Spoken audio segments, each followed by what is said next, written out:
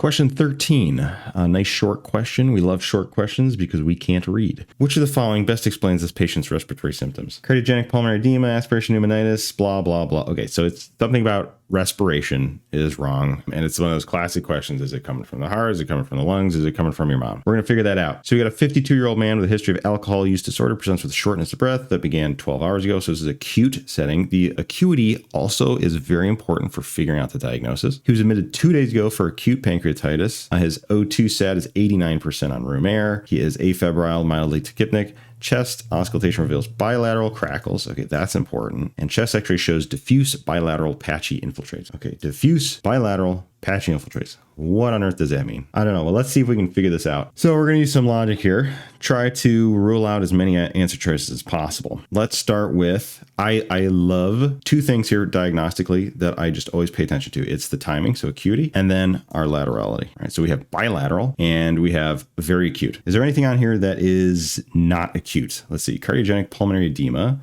Maybe it could be like a flash pulmonary edema. I don't know. I'm just making this up. Aspiration pneumonitis. That would be acute. ARDS is acute. Lobar pneumonia. Probably acute. PE acute. Okay. So the acuity doesn't really help us here. What about the laterality? Anything that is not bilateral here. Cardiogenic pulmonary edema would be, we have our drawing from earlier. So this is our drawing from a previous question. If you have pulmonary edema, probably from a cardiogenic cause. This is showing from upright to supine why orthopnea happens. But either way, this is happening on both lungs, right? Fluid is going to back up from the heart into both lungs. It's not going to be picky. It doesn't make any sense. Yeah, so aspiration pneumonitis could be bilateral. If it was just aspiration of something, that would probably be unilateral, like they accidentally inhaled a nickel. That would be unilateral. Aspiration pneumonitis, this happens distal to whatever was aspirated. Aspiration pneumonitis is probably bilateral too. This is usually due to aspiration of gastric contents or food particles in the mouth. It's not like inhaling a single nickel, which would be unilateral. This one's going to be bilateral too. Okay, what ARDS? I know nothing about ARDS. What about lobar pneumonia? Like a single lobar pneumonia? How often do you see lobar pneumonia bilaterally? Never, right? At least not on board questions. So that one's out. PE, interesting. Pulmonary embolism is kind of its own thing. PEs can be unilateral, or maybe you have a big saddle embolism. All right, so if this is the pulmonary trunk splitting off into the pulmonary arteries going to each lung, right? We could have a big saddle embolism right here. And then your patient's left lung and their patient's right lung are no longer receiving blood. So that's possible. But why would that give you diffuse bilateral patchy infiltrates on chest x-ray? That doesn't make any sense. This is not like a bone stuck in the pulmonary trunk. That doesn't make sense. So this is soft tissue. It's just a clot. You won't see anything on chest x-ray for a PE, especially not bilateral patchy infiltrates. So that one's out. Okay, so we used the laterality and our chest x-ray findings to help us with those. Let's talk about what crackles are, because crackles come up a lot, and I find a lot of students aren't completely familiar with these. It's a super helpful term. Crackles means one of two things, typically. So crackles means one of two things, typically, right here, crackles.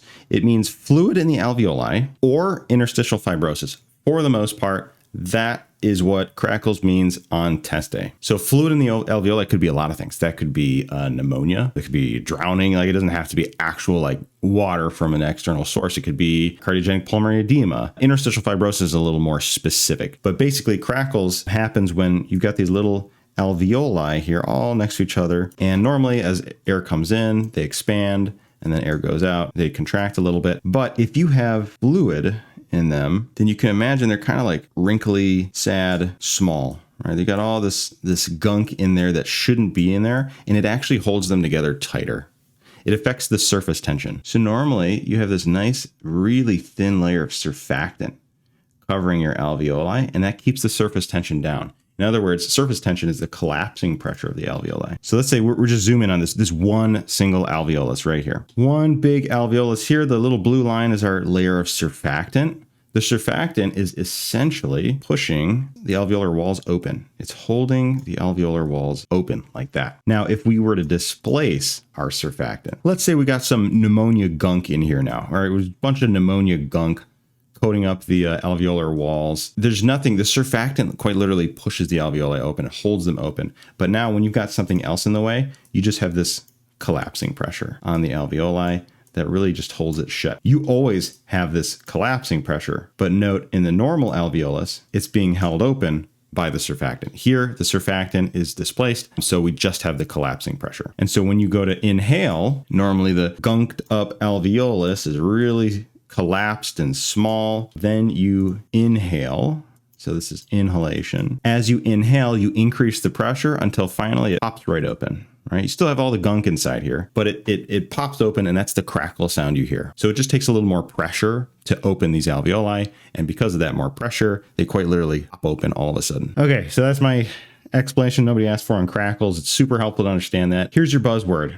Two things happened. He had acute pancreatitis, and now he has diffuse bilateral patchy infiltrates. Diffuse means everywhere. So if you saw something like this on chest x-ray and it's bilateral, it's ARDS. Going back to our cardiogenic pulmonary edema, look, it's a fluid line, right? So it's not, it's probably not all the way up. They'd probably be dead, but it's a fluid line. You could see something like this on a chest x-ray of someone with cardiogenic pulmonary edema, but it's not diffuse. So we're crossing this one off. Aspiration pneumonitis could be a little more diffuse. It could be bilateral as well. However, he doesn't have any risk factors for aspiration. Think seizures, strokes, dementia, really a polypharmacy in elderly patients can do it. Someone's on opioids, benzos, anything that affects their consciousness. Think loss of consciousness, probably aspiration. Or if they've had previous strokes and they have difficulty swallowing, that could also be a cause of aspiration. So this guy just doesn't have the risk factors. Diffuse bilateral patchy infiltrates